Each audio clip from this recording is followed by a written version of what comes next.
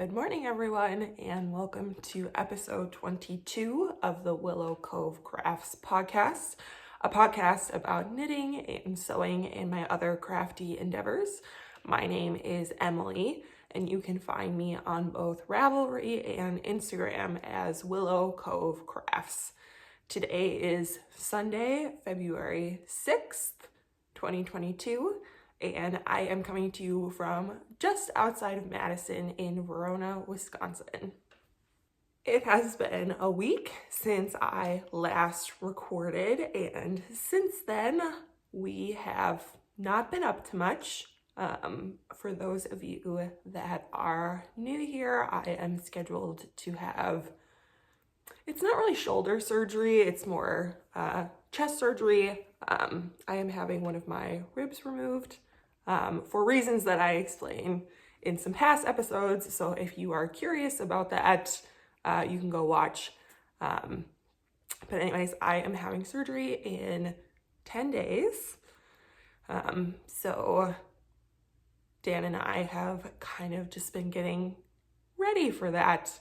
I am starting to quarantine prior to my surgery, so I have to have a COVID test 1 week from today, and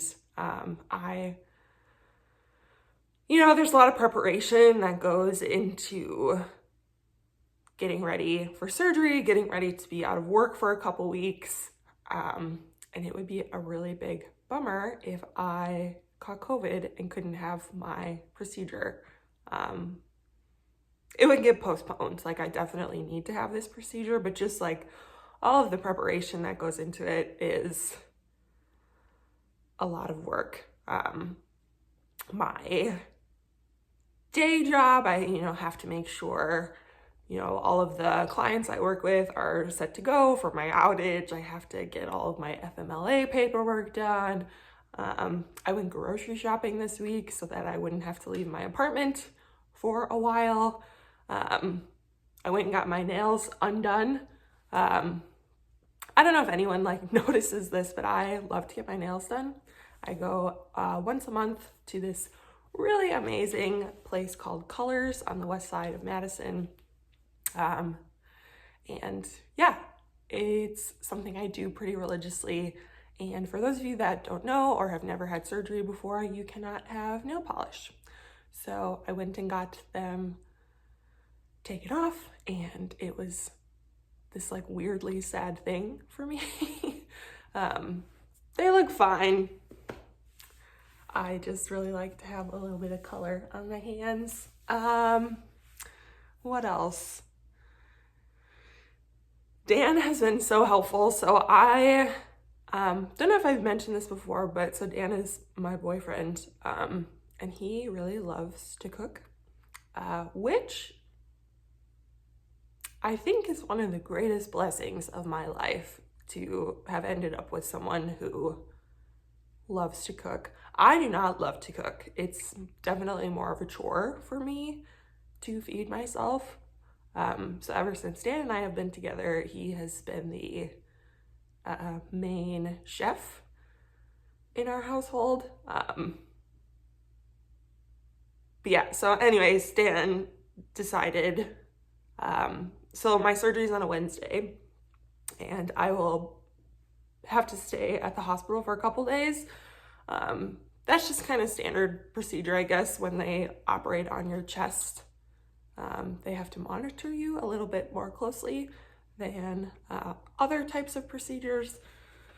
So anyways, I'll be at the hospital for a couple days. I'll probably get to come home that Friday or Saturday. And so then Dan will be around to help me over the weekend, and then that following Monday he has to go back to work, and I'll still probably be in a lot of pain. I won't be able to do much for myself, and so anyways, he has taken it upon himself to make me all sorts of food and freezer meals so that I have something to eat for breakfast and lunch while he's at work, which is maybe the sweetest thing I've ever heard. So yeah, I say we. He started doing that this weekend. I kind of like supervise and hang out with him in the kitchen, but I don't really contribute that much, to be honest. Yeah, he's making me several things. I will be out of work for 2.5 weeks is what we're aiming for at the moment. So yeah, it's getting close. Yeah, I have my pre-op physical this coming Wednesday, and then my COVID test next Sunday, a week from today, and then my surgery is on the 16th, so 10 days. And I'm trying really hard not to be nervous. I talked about this last time. I have a lot of anxiety about most things in life. Yes, my surgery is very safe. However, my brain just likes to imagine the worst possible outcomes to every situation. So yeah, I'm really excited to like just get it over with and wake up. That sounds a little morbid, but that is the types of things I think about. And yeah, the pain of surgery doesn't scare me as much as just like getting through it without any sort of complication. I can deal with a lot, so I am ready to, yeah, just wake up from surgery and be done with it and then start the recovery process. Yeah, I've been rambling about my health situation for quite a few minutes now, so I will stop and we can actually talk about knitting. Real quick before I do that, I did want to say another huge thank you to everyone who has reached out after all of my health complications over the last few months. It has, I'm gonna get emotional. It's like people are so nice and people have been saying just the nicest things. And yeah, I really do appreciate it. And I'm gonna pause before I lose myself a little bit here. To start off today, I will share with you what I am wearing. So this is the big herringbone cowl by Purl Soho. It's a free pattern on Purl Soho's website. And this is probably one of my oldest finished objects. I don't even have a finished object page on Ravelry for this. I made this cowl before I even knew Ravelry existed. So I was probably, mid undergrad age, 19 or 20. I must have been at least 20. But when I first became a knitter and was kind of exploring patterns, and again, I didn't know Ravelry was a thing, I stumbled across Purl Soho and was like very obsessed with Purl Soho for a while. I still am. They have great stuff. But yeah, I made this. I don't even remember what yarn this is. I do remember I bought it. So I went to undergrad. The second half of undergrad, I went to UW Whitewater in Whitewater, Wisconsin. And there is a small town nearby called Delavan, Wisconsin. And there's a very cute little yarn shop in Delavan called Needles and Pins. It's needles and then N''pins. So Needles and Pins. And it is still there. I just went and looked and they still have an active website. So I assume it's still there, even though this is probably close to 10 years ago at this point. And it's a cute little shop. It's kind of out, it's not really like in the middle of nowhere, but it kind of feels like it is. It's kind of out in the country. It's in a little barn type building. And I remember the first time I ever went there, I was like kind of driving really out of town. And I was like, wow, I can't believe there's a yarn shop out here. It feels a little remote. But it's a beautiful shop, a beautiful, again, barn type building, at least if it's in the same place it was. And they had a lot of really nice yarns for a budding knitter such as myself to peruse. So yeah, I remember I got the yarn for this there. I don't remember what it was. I do think it's a 100% merino. It's definitely worsted. And yeah, like I said, this was probably one of my first knitting projects. There's definitely, I didn't know at that time the proper techniques for weaving in ends. So I like, if you look closely, there's like just knots where I just knotted my yarn and then like cut really close to the knot. It has not come undone yet. I would not recommend doing that in your knitted pieces for fear that those knots would come undone and then you would get a hole. But yeah, it's just a big circular cowl. It's got a nice herringbone texture. I think herringbone is one of those like controversial stitches that people either love or hate. I remember really enjoying this pattern, but I was also a new knitter and was thought everything was super exciting. So maybe if I were to do herringbone now, I would not feel the same way. But yeah. Free pattern, Purl Soho. I remember being pretty quick. I was also a monogamous knitter when I was a first time knitter, so lots of my projects went quick. Yeah, I don't know what else to say about this. I still wear it a ton, even though it's like pretty scraggly at this point and, you know, not like my best work, but I really like the color and it's got a nice volume to it while not being super bulky. So this one, even though it's nearly a decade old, is still one of my go-to pieces of knitted neckwear. I have one finished object to share with you this week, and that is my Selbu mittens by Skeindeer. Here are the back, cute little thumbs. I love this little thumb detail with the extra little snowflake. And yeah, let me put them on for you. I was a little nervous. I knew it would probably be fine. While I was knitting these, I thought the fabric was a little like thin. My gauge was kind of loose to get the size I needed. But with blocking, I think they turned out pretty perfect. And I think they're really cute.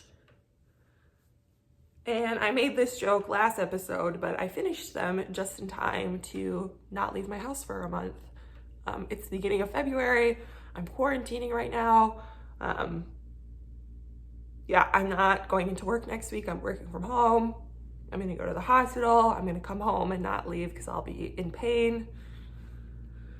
So yeah, I probably won't leave my house until the beginning of March, which it can still get pretty cold here at the beginning of March. That's kind of when we start our spring transition. So maybe I'll still get some wear out of these this season.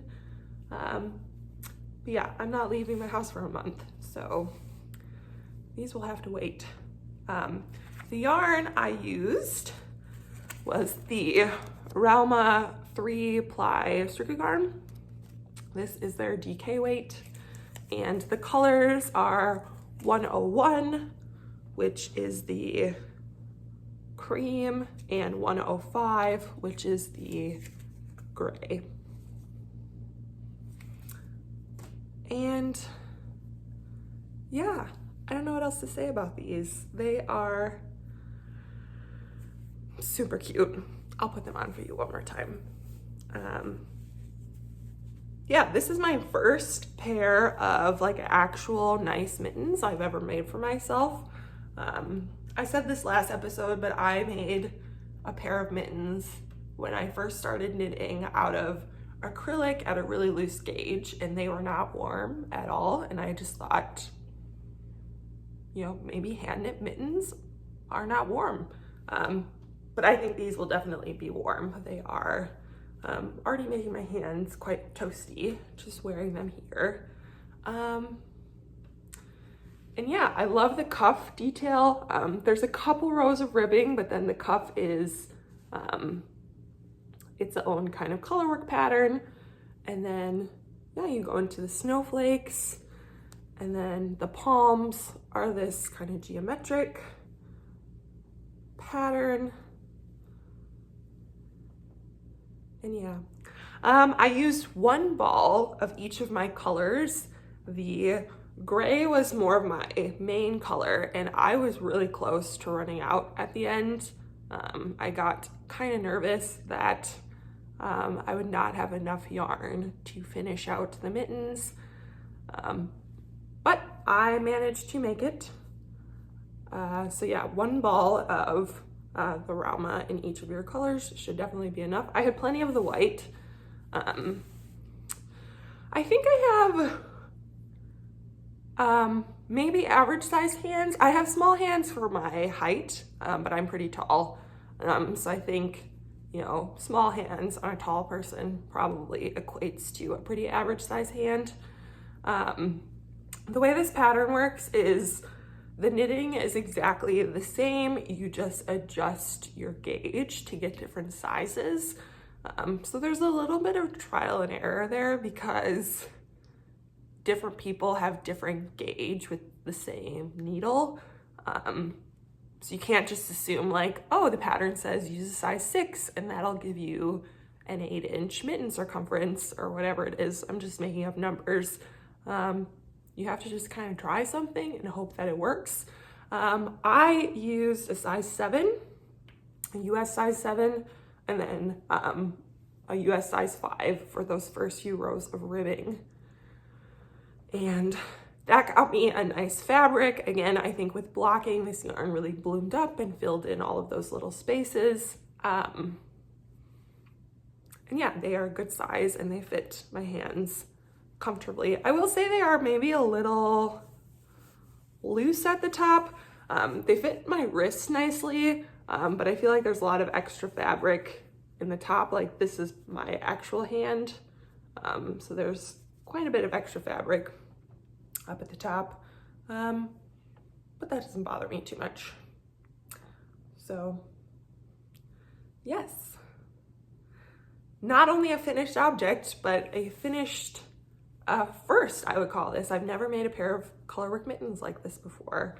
I did make my sister a pair of colorwork hand warmers once, but that's in a different category, in my opinion. So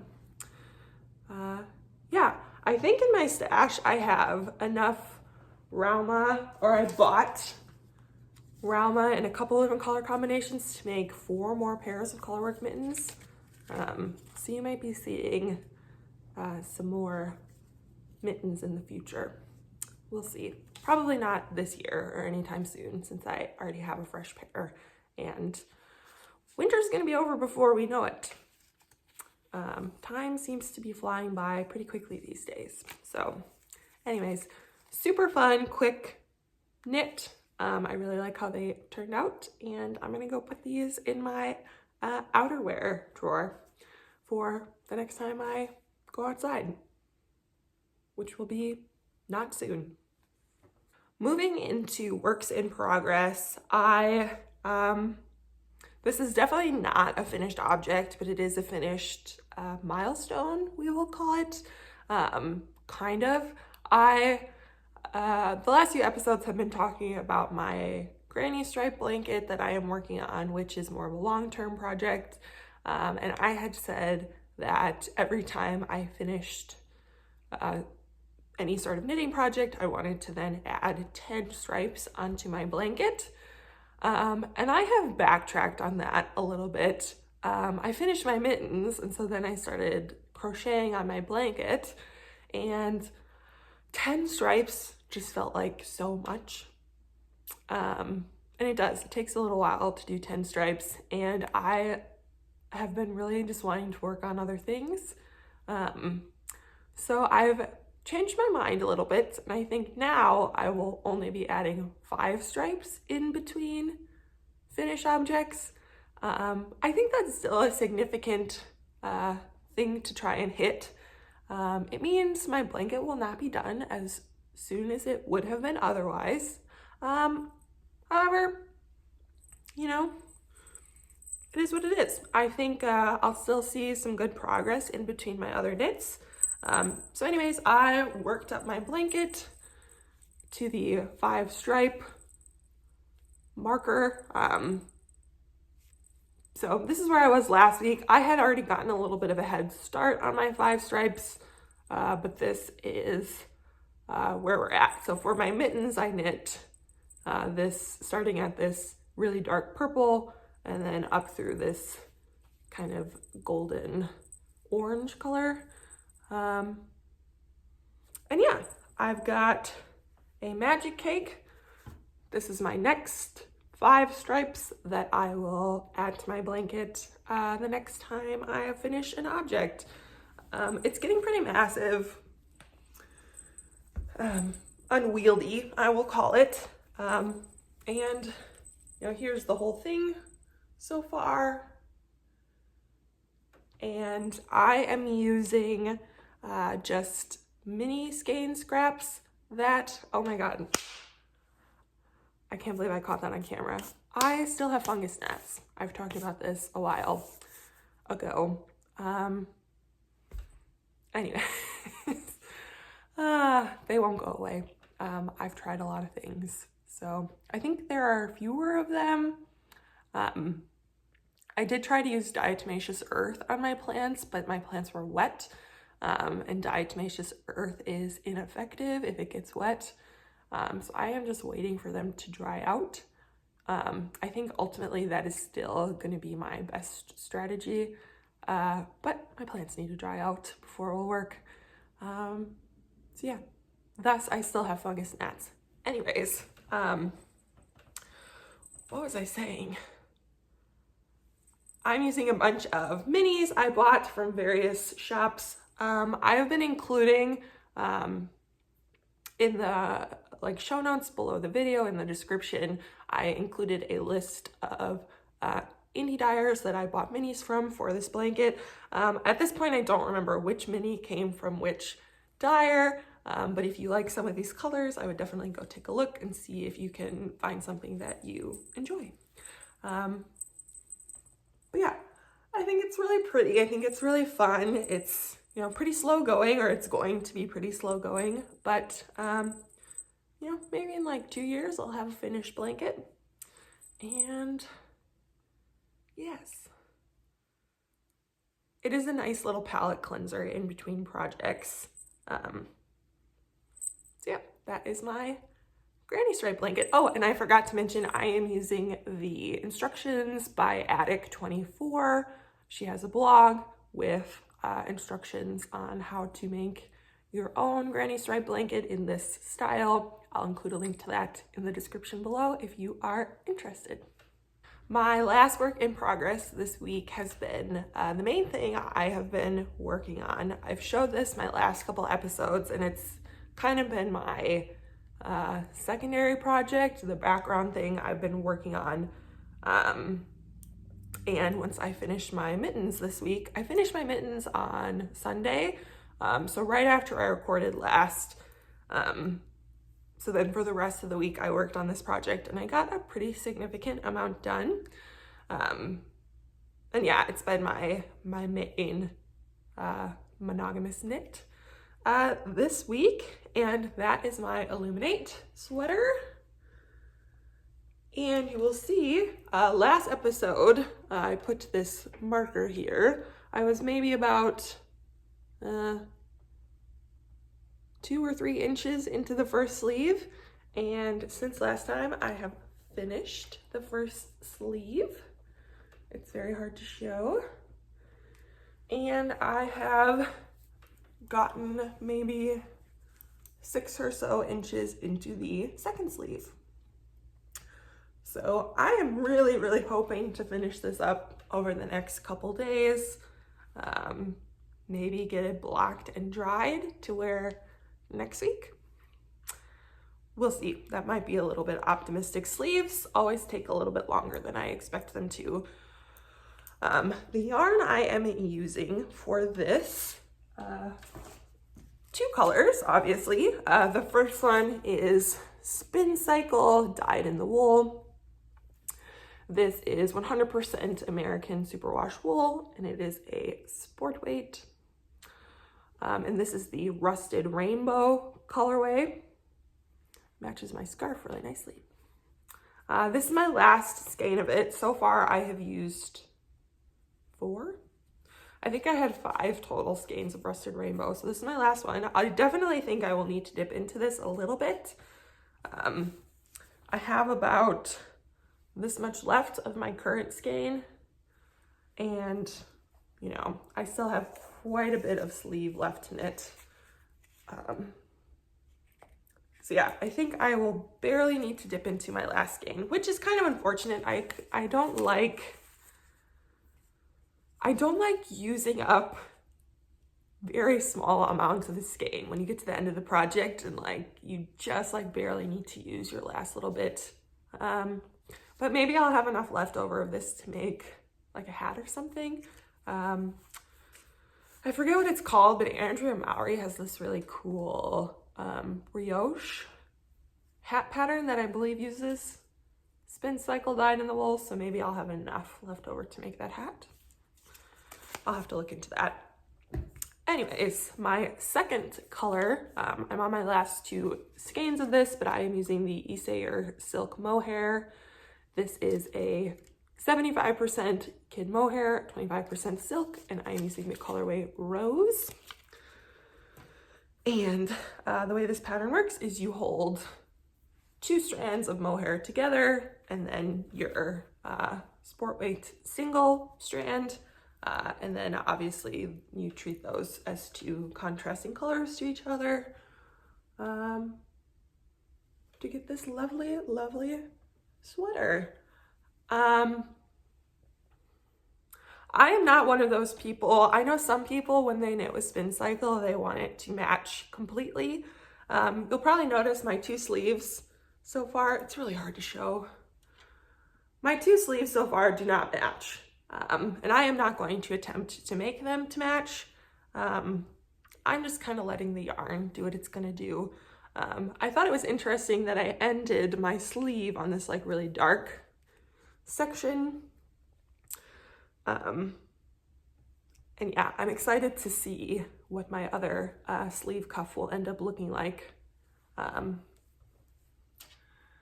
Yes, I am knitting the size 5, I believe.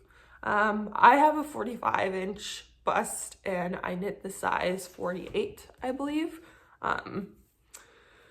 To get, the pattern recommended a range of positive ease, so that's, you know, 3 inches of positive ease. I will say this sweater, it fits, but it doesn't have the ease I intended.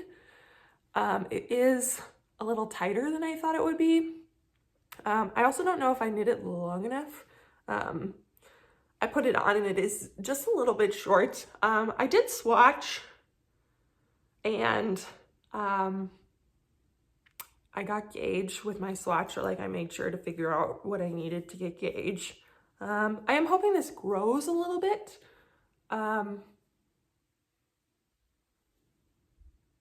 After blocking, and then maybe it will fit.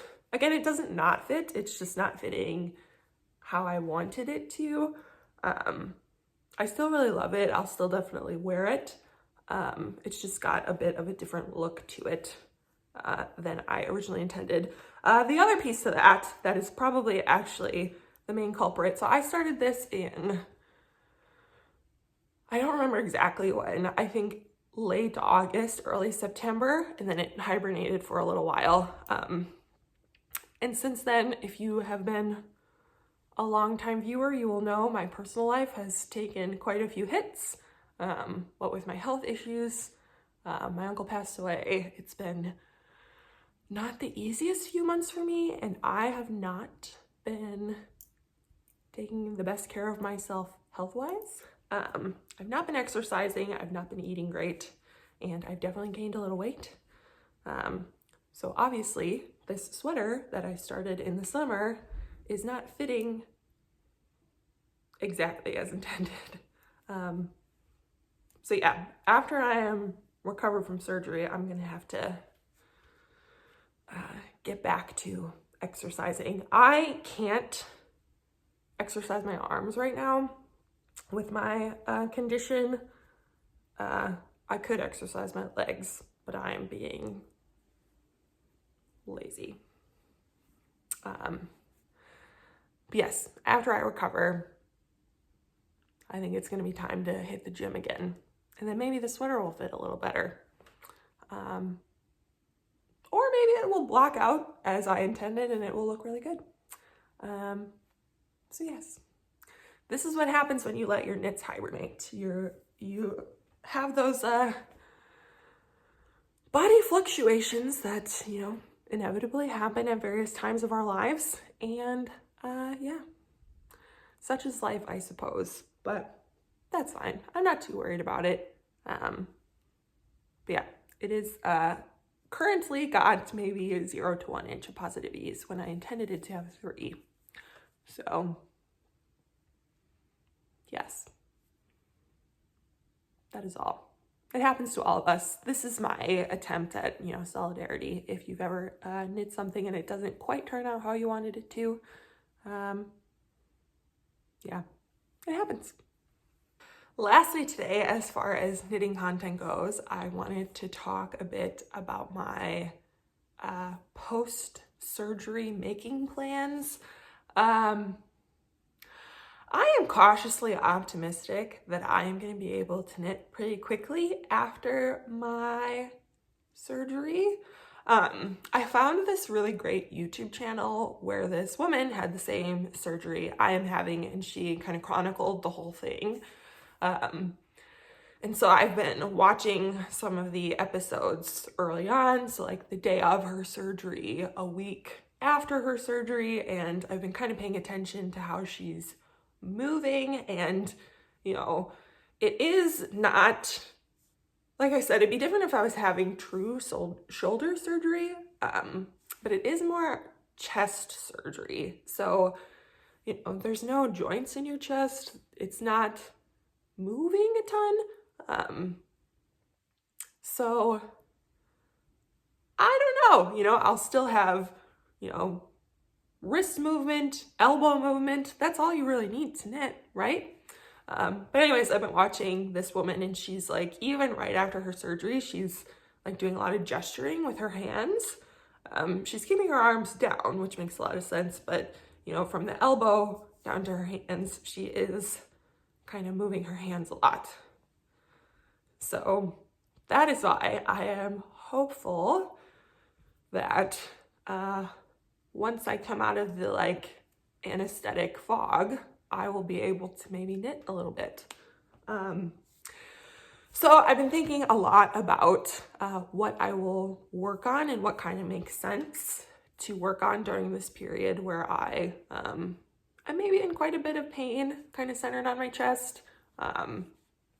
And, you know, best laid plans, maybe I'll be eating my words in a couple weeks when I haven't like knit anything because I'm in so much pain. But I have some tentative plans of the things I would like to start while I am off of work after surgery. And if I am able to knit, you know, I'm going to be off of work for 2.5 weeks. That is such a huge chunk of uninterrupted knitting time. Like, I can't even tell you how excited the prospect makes me. We'll see. You know, I'm really hopeful if I like stabilize my shoulders just right, use a lot of pillows to prop myself up, maybe I'll just be able to move my hands a little bit and knit at least for like little chunks of time. Anyway, so I have 2 projects that I am hoping to start. The first one is for right after. I was kind of debating like what's a good project to work on. Again, I think the issue is not necessarily like the hand movement, but I wouldn't want to work on anything that could get too heavy, because as you all know, you know, when you maybe get towards the end of a sweater, certain sweaters like my Foika sweater I finished a couple episodes ago, that got very heavy towards the end. And there was like a lot of like lifting and yarn management. So I wanted something that would avoid all of that. wouldn't require a ton of yarn management. So I thought to myself, what better thing to work on than a pair of socks? It's simple. I'm just gonna do a vanilla pair of socks. It's small, so, you know, not heavy, and, you know, not something you have to like kind of lug around, and it's one color, one skein. So no real yarn management to contend with. So I decided what I would probably do was work on a pair of socks for my mom. I really like to knit my mom a pair of socks for Mother's Day every year. I know it's only February, but, you know, might as well get ahead. So I think that's gonna be my next project after I finish my sweater. I'm hoping to finish my sweater, my Illuminate sweater, before I go into the hospital. And then maybe cast on this pair of socks and have it ready to go for those first few days after surgery. So I went stash diving. I have quite the collection of sock yarns, and a lot of it I bought a long time ago, and it's not all quite my taste anymore. I've talked about this before. I definitely like more like neutrals and softer colors. My sweater that I'm working on right now is about as crazy as I like to get. But even like that sweater, the pattern is crazy. None of the colors are like super out there. Anyways, my mom is my polar color opposite. She is like rainbow bright, loves super vibrant, saturated colors. So anyways, I have all this sock yarn, and a lot of it is not to my taste anymore, but it's kind of a blessing in disguise because my mom still would really like socks in those. So I keep it. I don't destash it just because I think they will someday make beautiful gifts for my mom. And I do like knitting with that yarn. It's fun to knit with such bright colors, even if I wouldn't really wear it. So yeah, it's great to have people in your life that are a bit more adventurous in their color choices than you are, because you can make them gifts and you get the joy and satisfaction of knitting with those colors, and then you just pass it along. It's great. So anyways, I went stash diving into my sock yarn stash and picked out a skein of yarn for my mom. And she had made a comment. I knit her a pair of socks for Mother's Day and for Christmas each year, and I've been doing it for so long. She kind of expects it at this point.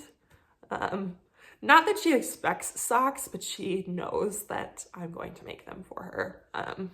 Because I love my mom, and I know she loves hand knit socks, and she wears them a ton.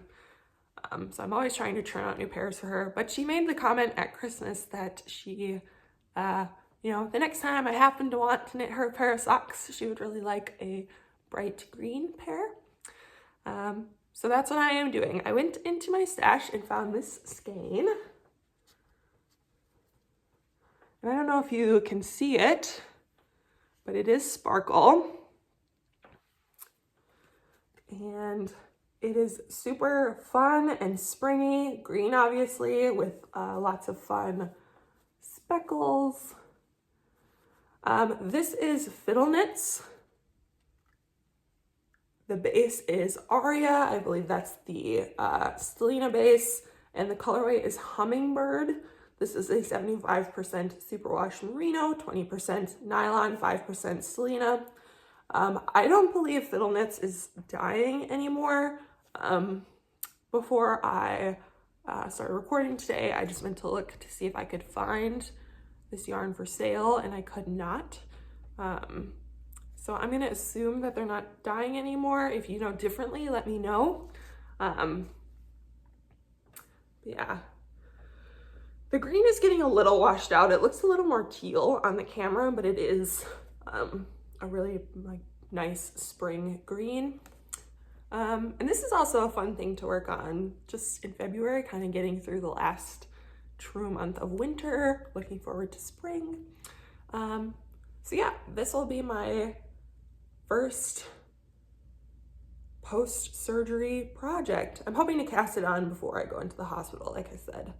But yes, excited to knock those out. If I am able to knit, and if I'm not working, which I definitely won't be working, I think I could knock out a pair of socks in a couple of days. So we'll see. Again, maybe I won't be able to knit at all. And this is all wishful thinking. Once I finish the socks, I have plans to cast on a new sweater for myself. I really want to, I said this I think in my first episode of the year, but I really want to focus on some basics this year. My last two sweater projects, my Foika and my Illuminate, have been kind of like showstopper pieces. They both have beautiful colorwork yokes.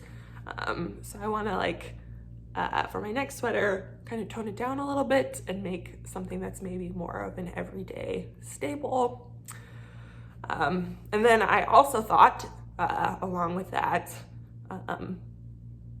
because my arm is going to be in a lot of pain, it's probably easier to try on a cardigan than it is to try on a pullover, because, you know, obviously a cardigan you can just like slip it on, versus a pullover you have to put your arms over your head.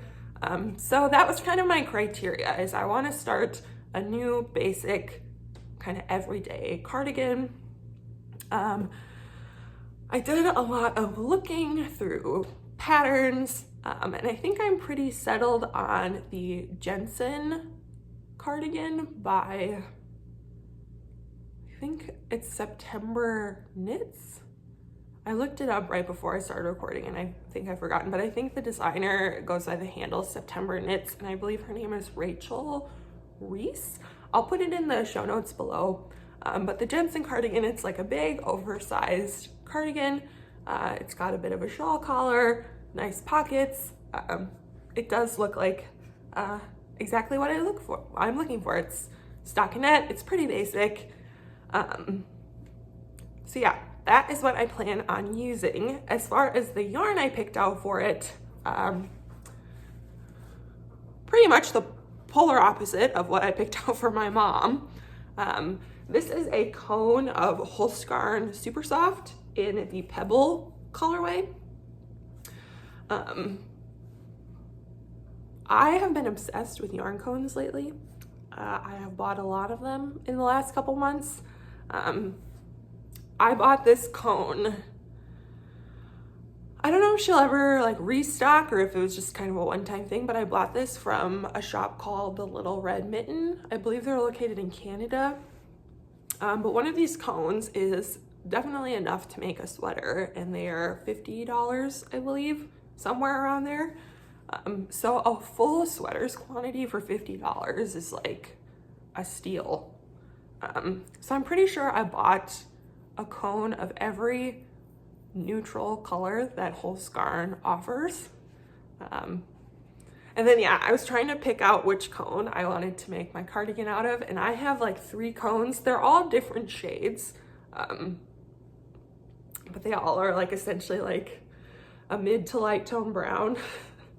And I like, excuse me, I had 3 of them out there like trying to pick the one I wanted to use, and I was like, these are all basically the same color. Like I have a cone buying problem, because yeah, I definitely kind of go into it and I'm like, I'll take one of each.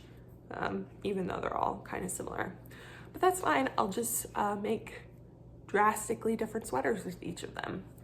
But anyways, this is a fingering weight yarn. The Jensen cardigan is a DK weight pattern, so I'm going to hold this double. One of these cones has over 3,000 yards on it, so I should definitely safely be able to hold a double and get a DK weight cardigan out of it. So yeah, once I finish my mom's socks, this I think is going to be my next cast on. I have kind of visions of wearing a cardigan in this color with jeans and a white t-shirt, you know, a pretty simple outfit. And yeah, I think it'll be a nice transitional piece for the spring. So those are my plans. And even if I can't knit, I think these are my next 2 cast-ons. I'm gonna stick with these plans and just start working on them as I am able to. Yeah, I really love this color. I know brown is like kind of controversial. It's blowing out a bit on the screen. This is maybe a little more accurate. I'm a big brown and beige fan. Yes. All right, I've been rambling about my plans for a while. So anyways, that is it for me today. I hope you enjoyed your time with me today. If you liked this video, please give it a thumbs up and subscribe. Leave a comment if you are so inclined, and I will chat with you all next week. Next week will be my last episode before my surgery, and then I'm planning on taking a couple weeks off. But yeah, you can expect one more episode from me this month, and then we're heading into the unknown. I don't know what life is going to look like in the aftermath, but we will cross that bridge when we get there. I hope you have a great rest of your day, rest of your week, and I will talk to you all soon. Bye, everyone.